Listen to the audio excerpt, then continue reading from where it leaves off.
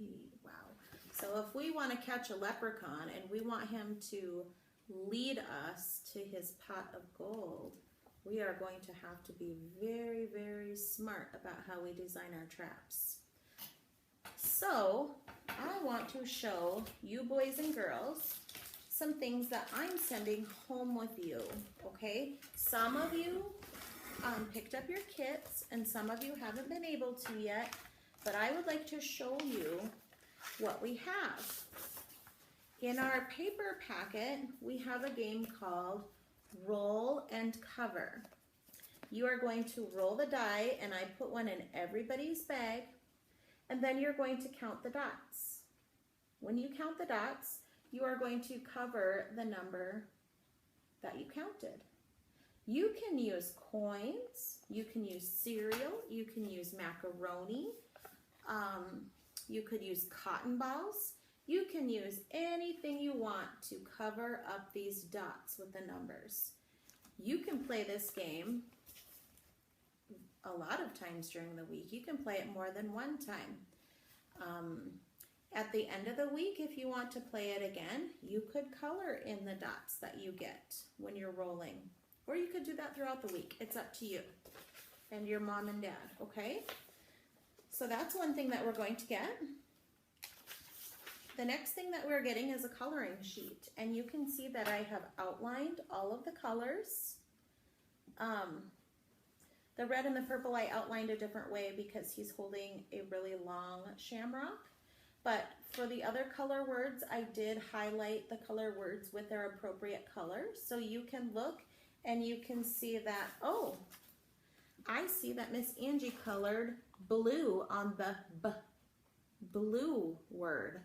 So you can go ahead and color that whole shamrock blue.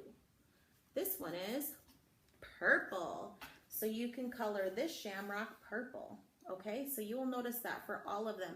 This leprechaun person here, you can color that person whatever color you want. Do they usually wear green? Yes, you can see that his hat is green and his clothes are green. But you know what? Sometimes the fun part about art is getting to use the colors that we want to use. So if you want your leprechaun to look different, that's okay. Okay, good. All right, so that's another paper that you are going to get. If you are an older kid, well, we'll save that. Hold on, we'll save that for just a second. Another paper that you're going to get is your B sheet. Okay, this is our letter of the week. The B says B. To make a B, we put a big line down, then we lift our pencil up and we make a little curve. We make another little curve at the bottom. Some people, like your parents, will probably want the curve at the bottom to be a little bit bigger, and that's okay. That is a sheet that we do every week, and boys and girls know that when they get this sheet, they turn it over and they write their name on the back. And they know that then when they are done writing the letter B with good pencil grip, okay, they know that when they're done doing this, then they can color the boots, okay? You can do these papers whenever you have time, all right? The next thing I have is just for older boys and girls that are in my afternoon class. This has an uppercase B and a lowercase b, okay? So you can do a lowercase b by doing a big line down, frog jump up, and a nice little curve down at the bottom. And there's plenty of places to practice. You can write your own B's here.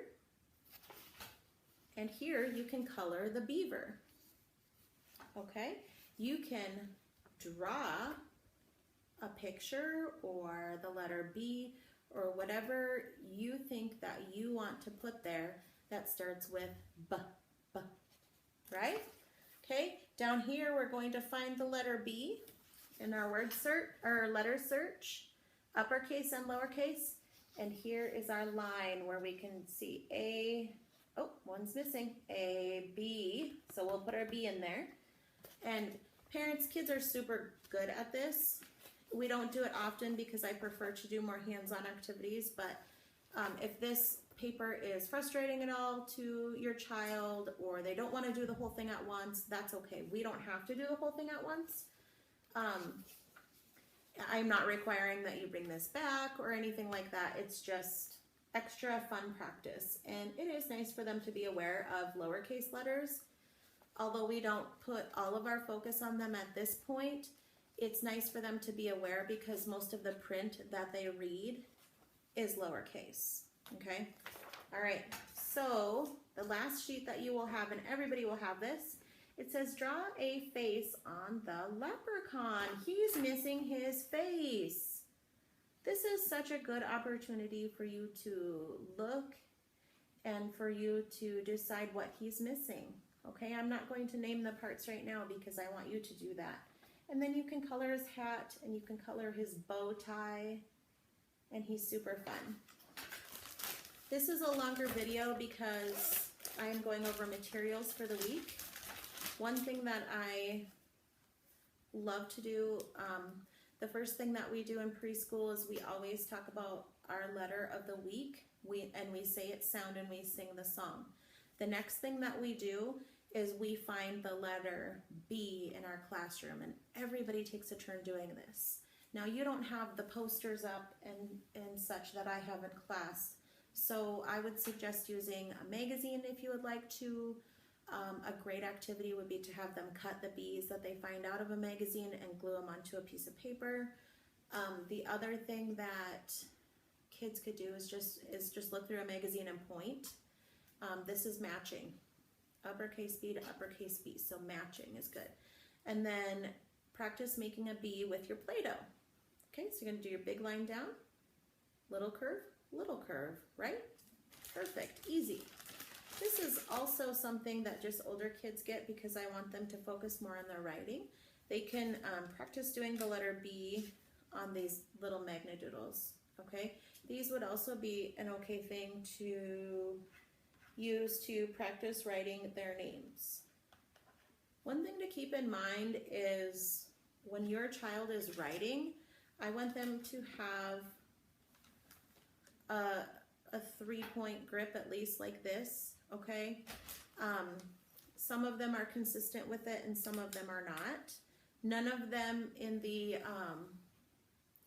I think I only have a couple that have pencil grips right still, and it's age appropriate for them to have those.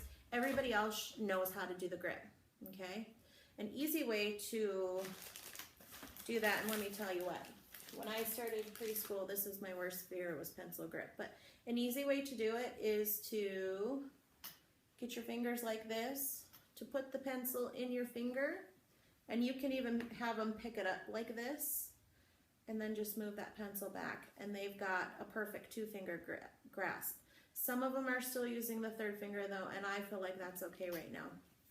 Okay, I am not an expert in this, but they have all grown with pencil grip by leaps and bounds, okay?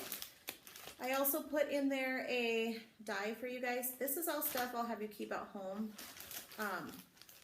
And you know, the reason I should go back to this, you can use this on tin foil.